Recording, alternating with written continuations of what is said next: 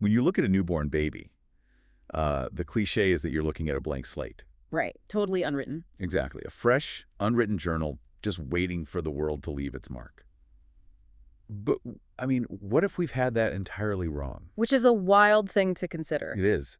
What if, instead of a blank slate, human beings arrive in this world more like a freshly forged tuning fork? I love that metaphor. Yeah, because even before it gets struck by the events of the outside world, a tuning fork is literally designed to vibrate. It has this inherent resonant nature. It's not passive at all. Not at all.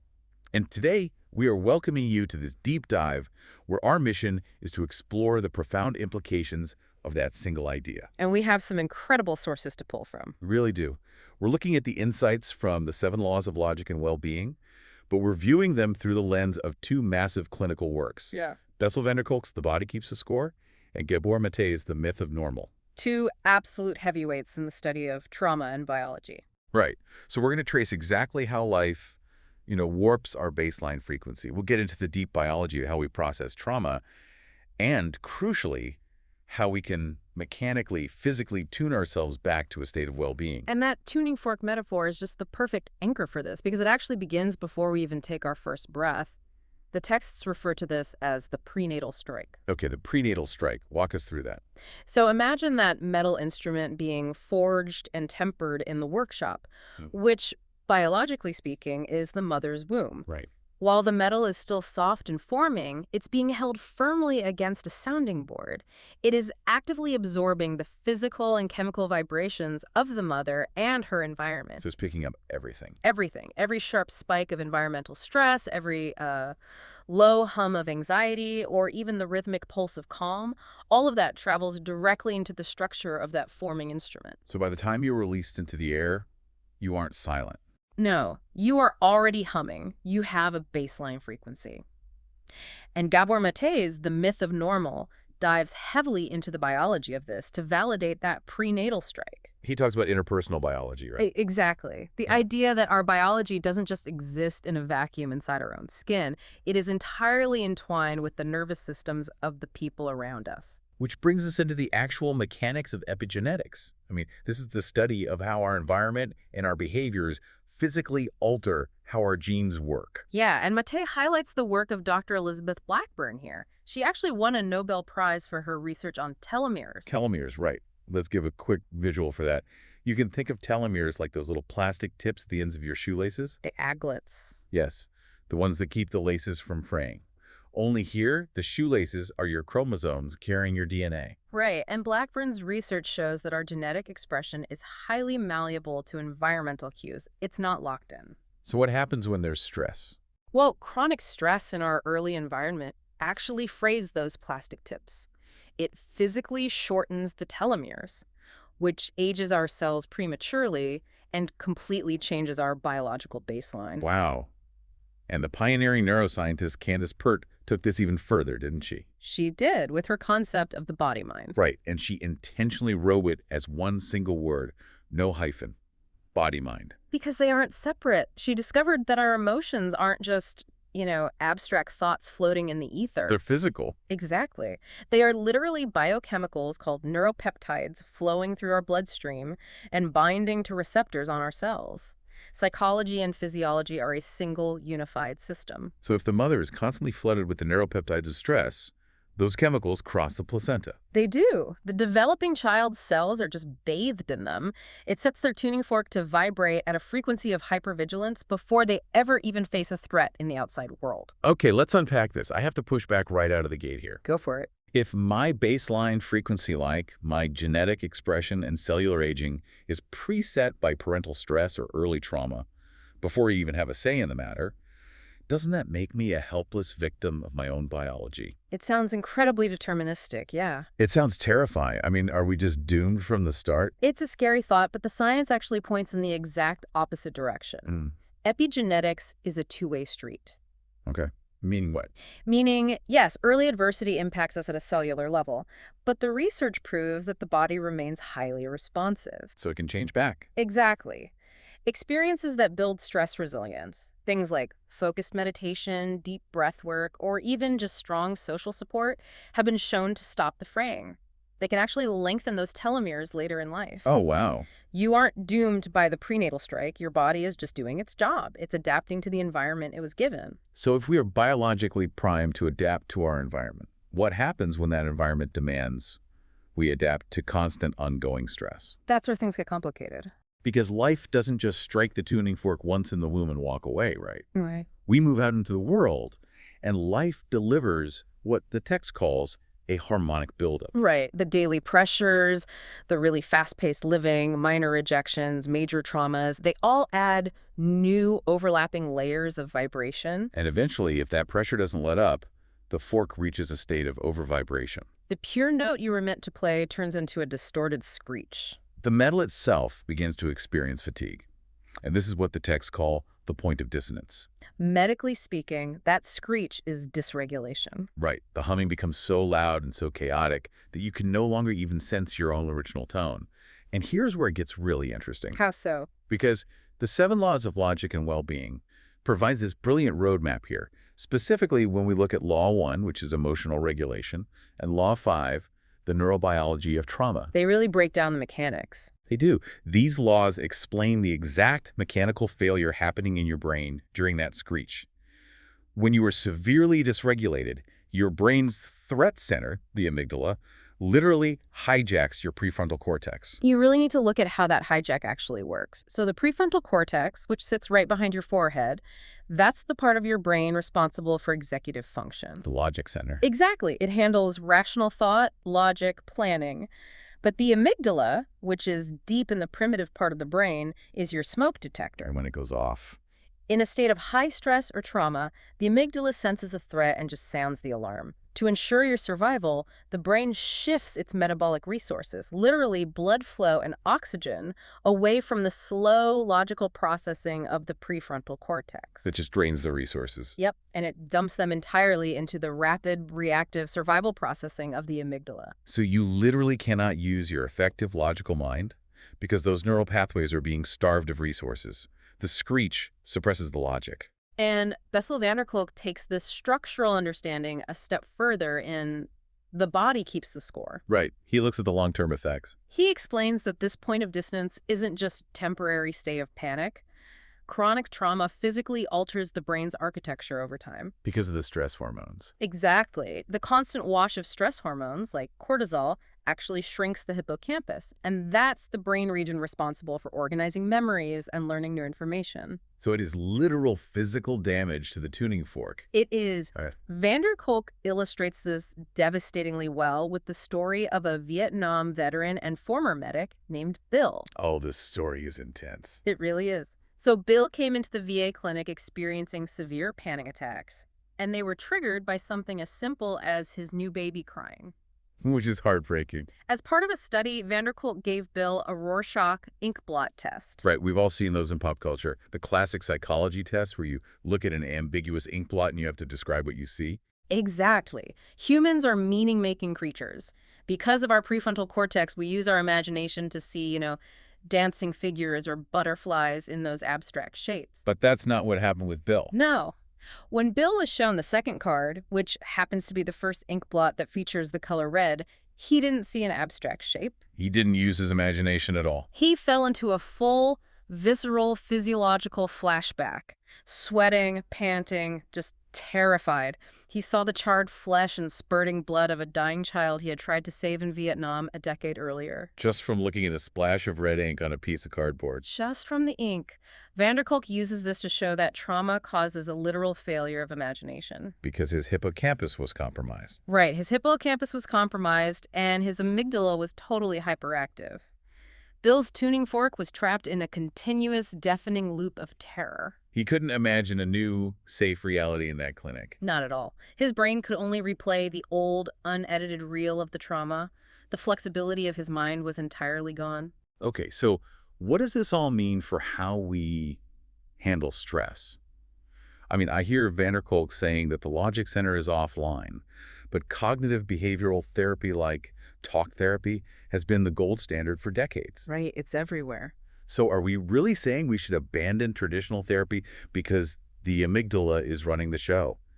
Aren't we wasting our time trying to logically talk ourselves or others out of a trauma response? Well, yes, exactly. You cannot reason with an amygdala that believes it is fighting for its life. It just won't work. If someone is having a panic attack, telling them you are safe, look at the statistics, it does nothing.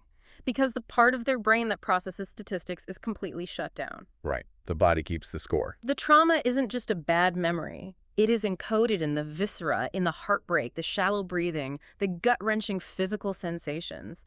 Therefore, van der Kolk insists the healing must address the physical body. You have to quiet the screeching tuning fork on a physical level before the rational mind can even come back online to process the memory. We will definitely get to those physical solutions. But first, we have to recognize that this biological dysregulation isn't happening in a vacuum. Right, we aren't just tuning our forks in a quiet room. Not at all. Our individual instruments are vibrating against a massive collective sounding board, which is our modern culture. And this is where Mate builds a massive clinical argument. He posits that much of what we consider normal in our society is actually highly toxic. Highly unnatural to our evolutionary needs, according to his research. Exactly. He points to structures like extreme individualism, relentless economic pressure, inequality, systemic racism. And the text defines these not just as social issues, but as actual environmental pathogens. They act as a heavy allostatic load. Right. Let's define allostatic load for you listening, because it's a critical mechanism. So allostasis is your body's process of maintaining stability through change. Like running for a bus. Yes. If you have to run for a bus, your heart rate spikes to help you run, and then it settles back down. That's healthy allostasis. But allostatic load is the physiological wear and tear on the body when that system never gets to turn off. And when people are constantly subjected to the pressures of modern life, whether it's the text's examples of the threat of losing housing or being isolated by extreme individualism or just the relentless grind of keeping up, it breeds chronic stress. The system gets stuck. Your HPA axis, which is the system that controls your stress response, gets stuck in the on position. It creates a slow, continuous drip of cortisol into your bloodstream. And over time, that cortisol suppresses your immune system. It triggers systemic inflammation, which Mate argues is the root cause of chronic physical illness. The environment itself is the pathology. And when you map that toxic cultural noise back to the 7 laws of logic and well-being, you see the psychological fallout of that heavy allostatic load. How does that connect to the laws? Well, think about the last time someone just exploded at you in traffic over a minor mistake. According to Law 2, which deals with psychological projection, and Law 4, which covers cognitive biases, that person's reaction tells you everything about their baseline frequency. Oh, that makes sense. When the cultural noise is too loud, people develop what's called a parasitic mindset. Because their brains lack the metabolic resources for nuance, so they fall back on rigid protective mechanisms. Exactly. They unconsciously project their unresolved internal triggers onto you to avoid dealing with them. Furthermore, Law 4 explains that dysregulated people cling to confirmation bias. They become unmovable objects. Right. If you present them with contradictory evidence, say, proving that they were actually the ones at fault in the traffic dispute, they don't change their minds. They suffer from the backfire effect. The brain treats the contradictory information not as a logic puzzle, but as a physical threat. It locks down even harder, and the new evidence actually strengthens their false convictions. I mean, it sounds like we're trying to tune our delicate little instruments while a massive, deafening siren is blaring in the room. Are you saying that society's normal is actually the siren making us sick? That is exactly what Mate's research confirms. He points out a really tragic, unnatural tension created by this siren. What kind of tension? Well, as human beings, we evolved with two fundamental needs: attachment and authenticity. Okay. Attachment is our need to connect with caregivers and community so we don't die of exposure.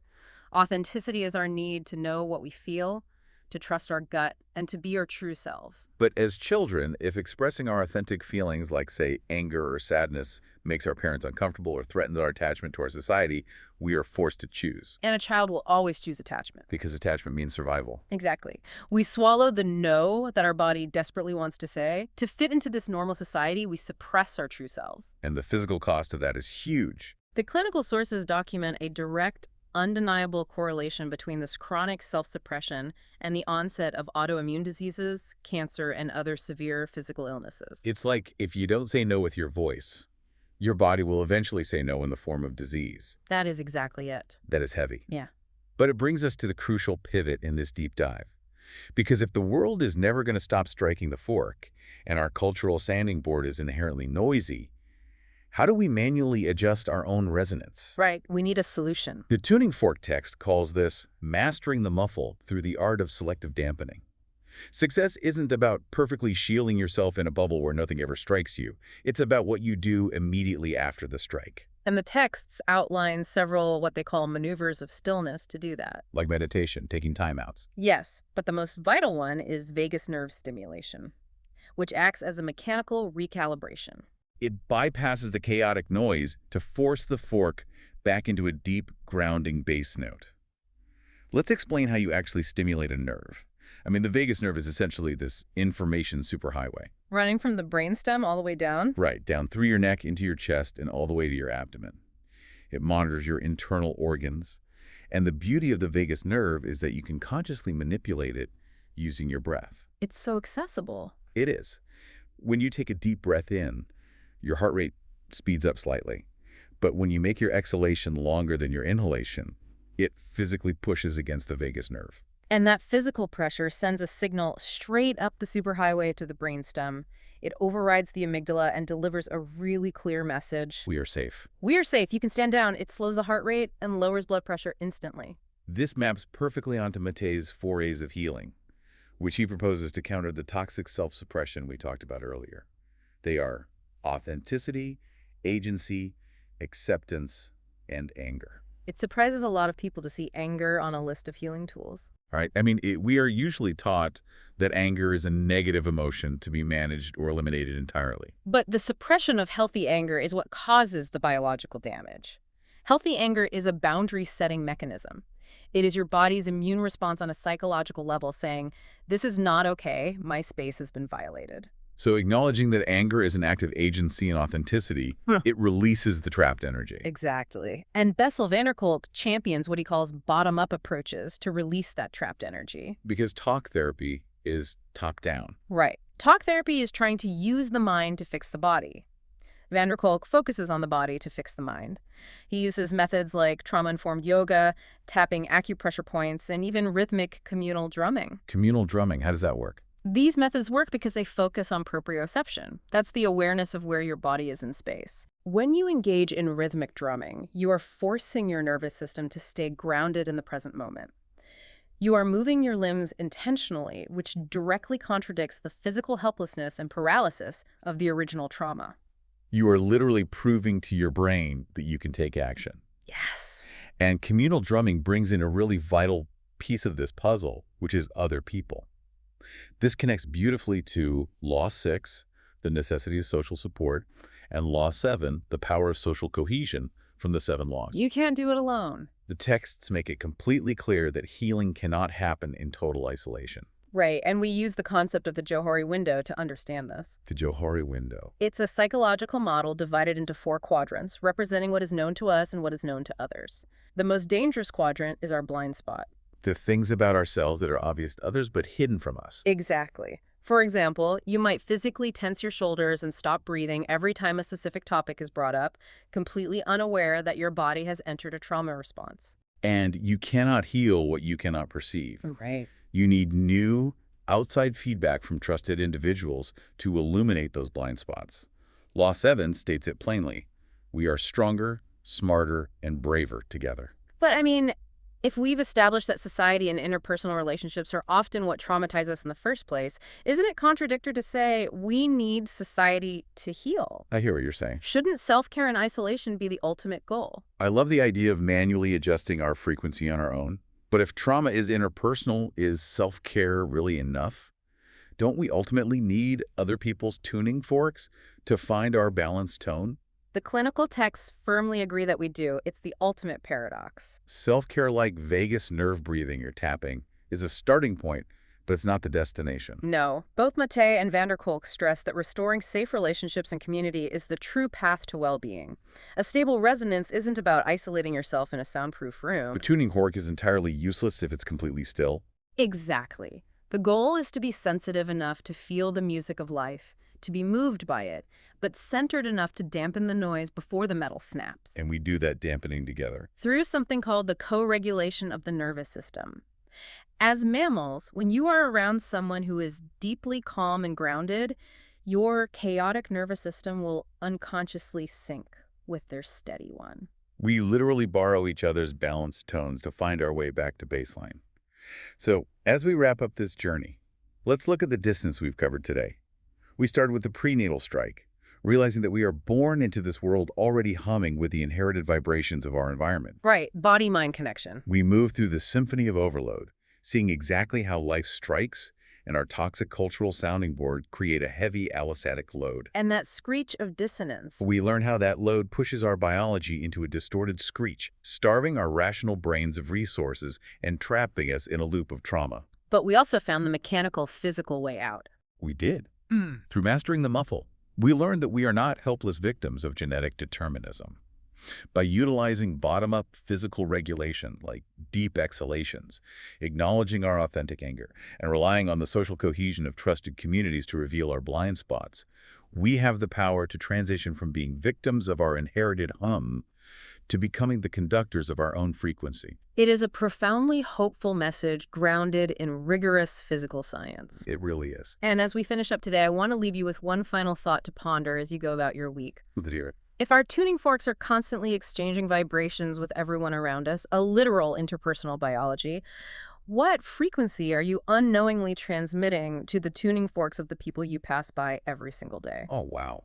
Could your quiet, conscious choice to physically dampen your own noise actually be the exact resonant frequency someone else needs to borrow to begin their own healing?